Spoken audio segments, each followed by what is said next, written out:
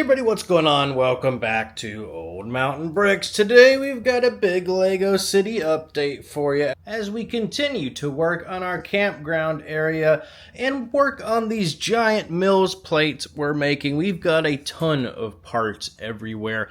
If you missed our last episode, we raised up this section by 2 bricks high, and we're working on a little creek to run through here. We've got the Sanderson sisters cottage placed, I think, as decently as we can for it to kind of make sense. Obviously, the water wheel's a little high, but it hasn't run in a number of years, so I think that's totally okay. You can see the pink smoke going up and down when you turn the wheel, so obviously not used for water at the moment. And I think we're going to continue kind of filling this in a little bit, bring it down to 1 brick height, and kind of do this section over here for now, just to get this plate a little further along so we can move on to the next one, which I believe is going to be those 4 base plates right there. I think we're going to bring the A-frame cabin up 2 bricks, and then the rest just kind of 1, in order to see kind of what that looks like, to give that a little bit more space and elevation in the city, to give a little bit of a forced perspective. And then really the rest of this, I think, is just going to be 1 plate high and kind of keep it the same going over toward our mountain area, which we're going to eventually get to as well. So a lot to do today. I don't know if we'll get it all done in this video, but we're going to give a good effort for sure. But let's go ahead and get started on the current one. We've got all these pieces over here because when you're doing mocks, at least for me and a few others, you just end up making such a mess when you're doing it because you don't really know what pieces you're using. So you want to be able to pull, maybe I want this little slope, maybe I want the 1x4, or maybe I just want something else entirely. So it's just a lot of trial and error and making sure you have the right parts to do that. So I think we're going to move this out of the way just so you can get a good view of that. And I think we're going to go ahead and fill this in for now as well. So we're going to do a number of time lapses here because this kind of build just takes hours and hours of building. And for your viewing pleasure, I'll speed it along a little for you. So let's go ahead and get started with that.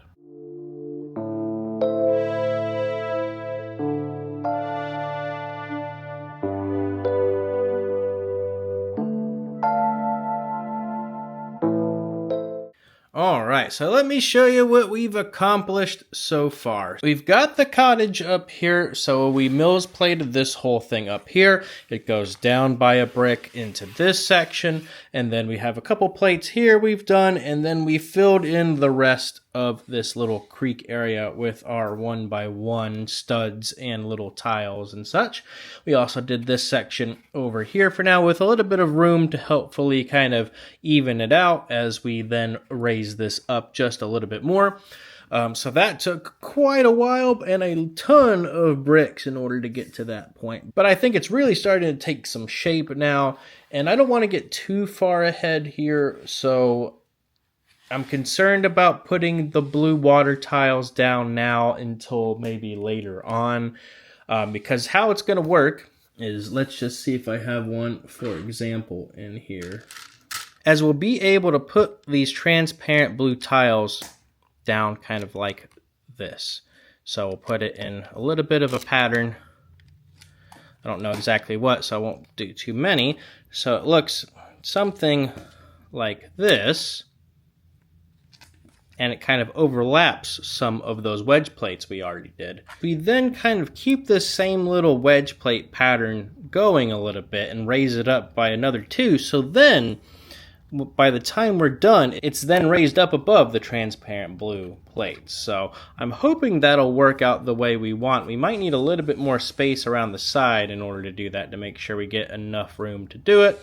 But I think that'll look pretty nice once we get there. I don't think we're going to do that right this second. Now that I start to kind of put that together, I think I want to go a little bit further on with the next mills plate here first. So let's see if we can move this bad boy out of the way and bring up another one. Alright, and back to square one. So we've got another quadrant together here. So 4 base plates. The main feature on this one is the river keeps on flowing this way. So if we're looking at the campground, again, this is in like the back left corner. And I want to raise up the A-frame. I think it'll be a tight fit to fit it on just 132 by 32, but we'll see what we're able to do. The hard part about it is the A-frame does come with these two little side pieces you can kind of move around and put in a few different spots. You can see like the little Technic holes down there. So we need to figure out the best location to try and fit it on a 32 by 32 and put both of those in. So in order for this to fit the trees where they're actually supposed to go, which is having the little wood cache up front like this, and then the little canoe kind of around back, it has to be forward pretty far. I mean, even just to have the walkway is at least like 8 or so studs forward off the plate and then onto that one as well. So if we're going to raise this up 2 bricks, I mean, we're going to really have to expand into these other plates a little bit, which is giving this a lot of room, which I don't mind too much. But again, I want to have room for other stuff, other little campers and campground areas and such. So I don't want to take up all the room with it, as well as having the creek down here. It makes sense to maybe just kind of pull this out, change a little bit of it, and just have it integrate in just like right there or something too. Could be pretty cool, because I hope to put that other little set right up here that I had before, a little off-roading looking thing, and then I'll kind of integrate in a little bit better as well. So that could be another way to do it, and then I could scoot this back just a little bit and still kind of have it together. It would just be on like 2 separate levels instead of all together there. So but at least for now, we're going to have to Mills plate forward at least a little bit here. So again, even if we scoot it back, I still don't think it's going to fit right up front here. So I think let's start with Mills plating this section here, kind of moving toward that one, and just kind of see what it ends up looking like. So let's do another time lapse.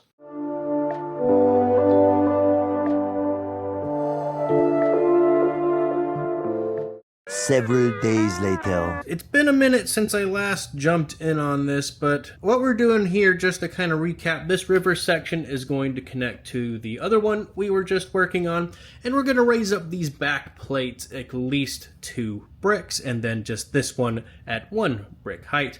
But the A-frame is going to extend over across the 32 studs for it to actually fit right. So I think the plate work is going to have to be more than a 32 by 32 or more than a 16 by 16 in order to fit. So the next thing we're going to do now is just your basic Mills plate work. Now that we've got this nice green wall going over this way, let's go ahead and see if we can raise things up and see what we come up with.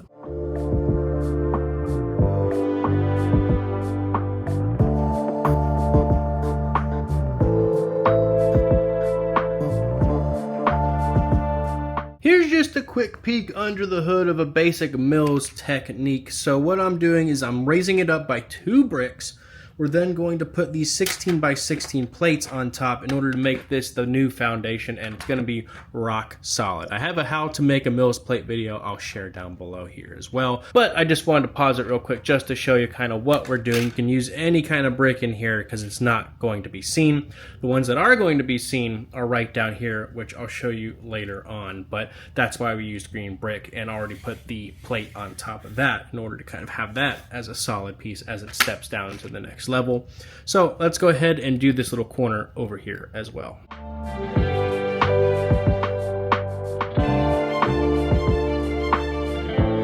We've got the A-frame up here. I think we're going to put a 16 by 16 just to expand this section right here just a little bit, but then taper it down to the 1 brick height.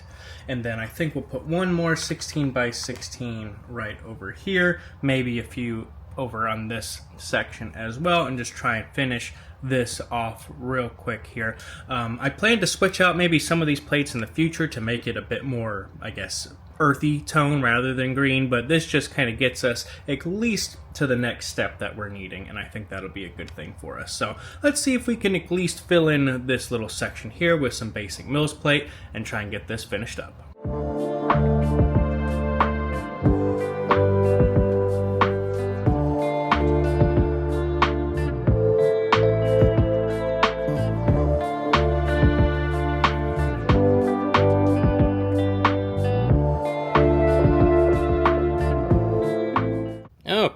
here is the finished product. Well, you know, in progress still, but this took hundreds of pieces. We offset it a little bit in order to get this nice little jagged edge, which of course we'll smooth out with further detail and such. The little creek going through here is still kind of roughed in. We'll add some other plates leading up to this level as we go along with this project.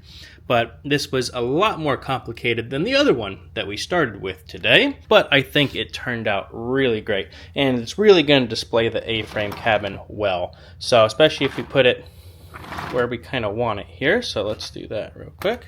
So it then ends up looking something more like this at this nice interesting angle with still some room in the front in order to hopefully lead a path up to it. Probably something right along here is kind of my reminder to do something like that. Maybe inset it a little bit more, but I think it's looking really great. And just for the record, this took multiple days and hours of work to get to this point. So let's put both plates together just so you can kind of see how far we've come. Okay, so here it is back on the floor with the two plates together. So we've got the Sanderson Sister Cottage right here, the start of the creek going through this section right there. There we go. And then it'll continue up through here, through the plate we were just working on. You can see these line up pretty good. You can slide them away and then put them back together, so it makes for easy transport of them or moving them out of the city if we need to. So you can see some of the elevation going. So it goes, it's a little hard to see from this particular angle here, but it goes down a brick, it goes down even further into the creek, it then goes up one brick and then goes up 2 bricks again. So it makes a little valley through here just a little bit, and that'll help with a little bit of that forced perspective and also just the detail as we continue to move through it.